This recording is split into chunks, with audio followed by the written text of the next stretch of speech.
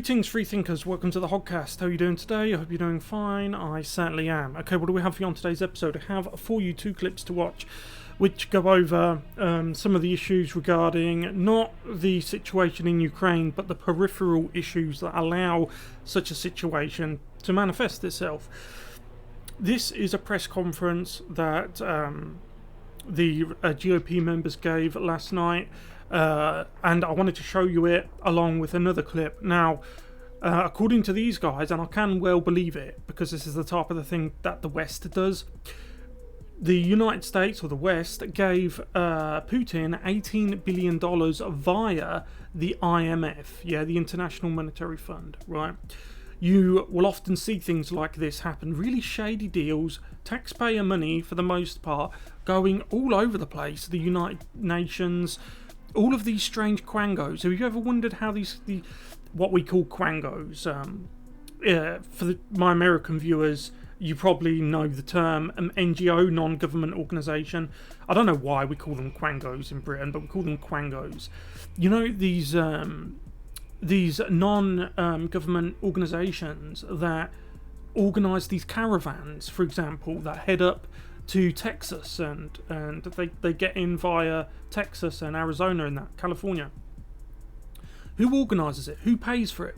You see what I mean? There's all of this shady money. Your money, which is good money, but then it's given to these people, well, not the GOP, but these elitist type people, and then your money just gets funneled everywhere. So Putin was given $18 billion via the West, through the International Monetary Fund, and then we have the Ukraine situation. What a way to repay us. And after that, because I'm sure you know, we have the whole importing energy from Russia situation. The second clip we have to watch is Jen Psaki, who is going over the fact that we import all of that energy, and when challenged to do so, what are we going to do about it? She says that to invest in the Keystone XL pipeline will, and I'm quoting her here, take too long. So instead, we should invest in renewable energies. As if you invest in renewable energies, tomorrow you're going to have 600 wind turbines up. You see what I mean? So it's too long to invest in the Keystone XL pipeline to manufacture it, to get it up and running. But it's not too long. It's not too much of an investment to pump into renewables. Doesn't make sense, does it? It's literally double think. The Keystone XL takes too long, so let's not do it. But let's invest in renewables anyway. But that takes too long. So let's get into the video. If you haven't yet though, please like the video, subscribe to the Hoggcast, hit the notification bell and share the video around if you find the video informative. I also have a membership scheme.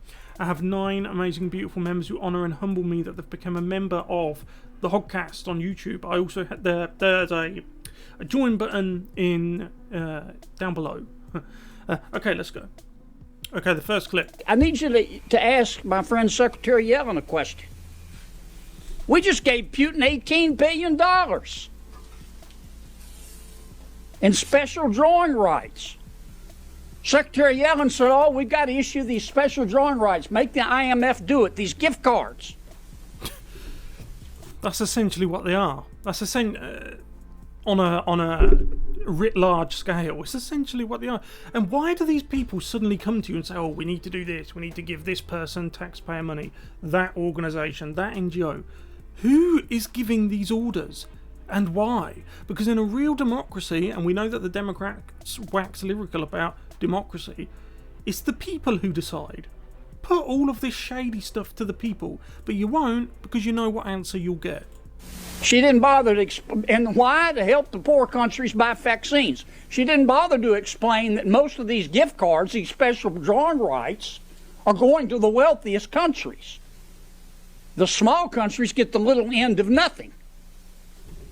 And even then, it's the smallest countries. You're talking about backwater countries. Do you think they're going to spend it on that? You just hand them more money than the politicians in those thoroughly corrupt countries have ever seen in their life. And you go, here you go. Just make sure you go and buy some jabs with it. Do you think they're going to do it? This is the age-old issue as Conservatives have had with things, for example, like foreign aid. Here in Britain, this was a few years ago, it's probably still going on, it's probably even worse now, but British taxpayers were actually paying for people in Pakistan in rural areas. We were topping up, we were giving them prepaid debit cards so they could do things out in the rural areas. Why is that our why us? What reason do we have to be giving people in the sticks out in the middle of nowhere gift cards, prepaid top-up cards? Why? And she just handed Vladimir Putin $18 billion. And we didn't hear a word from her. And we didn't hear a word from the IMF. You couldn't have found them with a search party. You couldn't have found them with Google. They just turned the money over. I'd be a little curious about that. I need you. We'll play that end bit again. Be more than a little bit curious about that. Extremely curious, isn't it? How, you as a taxpayer are essentially seen by the globalist elite as a checkbook, like a checkbook with like a million legs and arms, like an ant colony that's all wrapped around a big checkbook. That's a blank checkbook, a money tree. That's what you're seeing. That's what they see you as. Yeah. Anyway, look, we'll move on to the next. Well, listen again. You couldn't have found them with Google. They just turned the money over. I'd be a little curious about that. Very curious. Who's getting... There must be... that politicians don't do something unless there's something in it for them. The only politician I can remember... well, not the only one, but there is a few good GOP politicians. Obviously, Trump, we know that. A couple of others. I like him. He's good. I don't like Lindsey Graham. I don't like him. I did like Ted Cruz until he made that stupid comment. I'm sure you know exactly what I'm talking about. I don't like Lindsey Graham. I don't like the turtlenecked kind of turtle face guy. What's his name? Mitch McConnell. That's it. But another good politician, British politician, is Nigel Farage. Yeah. All the British mainstream politicians, including the so-called Conservatives, they're sinos. C-I-N-O, Conservative in name only, a bit like your rhinos, yeah?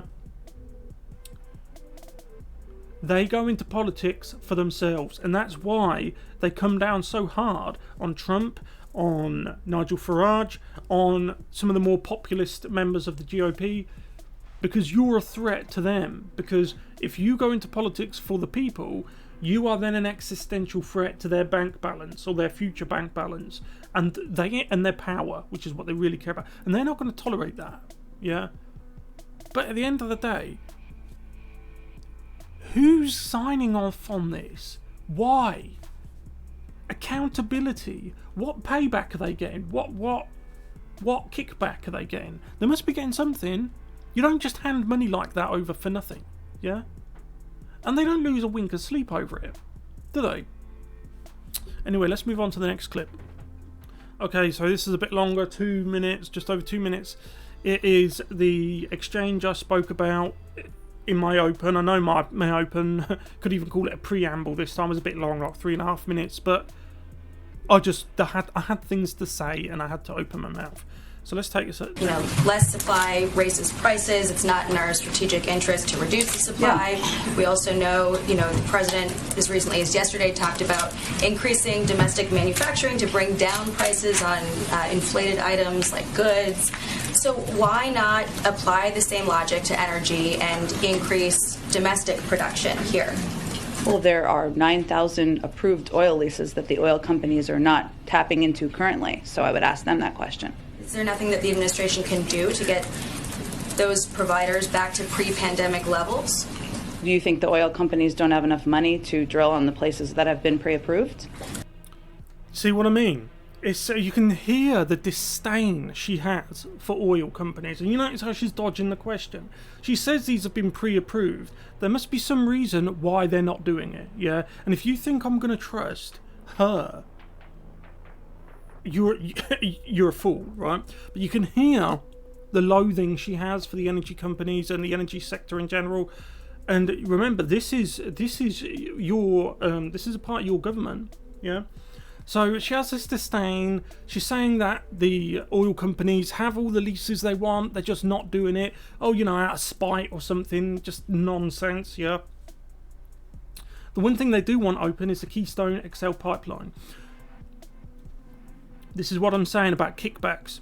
So they're saying let's open the Keystone XL pipeline, yeah, which was under production. She's saying you can drill anywhere you like except opening the Keystone XL pipeline, right? Do you see what I mean? Right? Why would you just not do that? It's right there. And then she's trying to tell you that, oh, well, we've given them leases on these 9 places, but they're just not doing it. They're oil prospectors. They're oil producers, right? If they're not doing it in those 9 areas, there's a reason for it, yeah? And you can hear the loathing she has. She's always going to be all right, no matter what. No, even if the worst happens, she'll be in a bunker still. You won't be. And she's the one who, at least in part, being a member of the government, is controlling things in the United States. Just asking. I would see, and then look at the end. She goes, "Oh, I was just asking because of the tone, because of Jen Psaki's tone." Very dismissive. You can hear how much loathing she has for the line of questioning. She deflected about the Keystone XL pipeline, blamed the oil producers, right, and then refused to answer the question about the importation of energy from Russia. I would point that question to them, and we can talk about it more tomorrow when you learn more. Do you think that when you learn more? What a bitch. Opening the Keystone pipeline and having more energy-friendly policies might do that? The Keystone pipeline has never been operational. It would take years for that to have any impact. I know a number of members of... And these prospecting places you spoke of, the 9 places, do you think you could just set up a caravan and start pumping out the oil tomorrow? Do you see what I mean about doublethink? Congress have suggested that, but that is a proposed solution that has no relationship or would have no impact on what the problem is. We here all agree is an issue. So during those years where it would take to bring down prices, as you're saying, we should just continue to buy Russian oil? Well, again, Jackie, I think you're familiar with a number of steps we've taken, a historic release from the Strategic Petroleum Reserve. Don't listen to that. It was something like 68 million barrels. Do you know how long that would last the USA alone? 3 days. They do things like they'll release like 68 billion barrels, yeah, million. And the Democrat base, the kind of, they just accept everything they hear, they don't think critically or anything. They will hear such a big number, 68 million. They hear such a big number and they automatically think, yeah, that's enough to last us like 20 years. 3 days. Let me finish. What we can do over time, and what this is all a reminder of in the president's view. So she's saying, sorry to keep interrupting, she said, what we can do over time. A minute ago, she said that we didn't have time to open the Keystone XL pipeline. Is there a need to reduce our reliance on oil? The Europeans need to do that. We need to do that. If we do more to... You notice how she leaves out everywhere else. She said the Europeans need to reduce their oil. America needs to reduce their oil. Have you noticed that she never said any other part of the world? They're increasing their oil production, yeah? China and Russia have new energy deals and cooperation deals that last, coincidentally, until at least 2050, yeah? Whereas in the West, we have a carbon neutral policy that's goal is to be carbon neutral, completely renewable by 2050. What a coincidence that is. To invest in clean energy, more to invest in other sources of energy. That's exactly what we can do to prevent this from happening in the future. We welcome any Republicans from joining us in that effort. Why would they do that? Why would any Republican with a brain attach themselves to you, as corrupt as you are? Go ahead. As long as we're buying Russian oil, though, aren't we financing the war? Well, Jackie, again, it's only about 10% of what we're importing. I've not made any...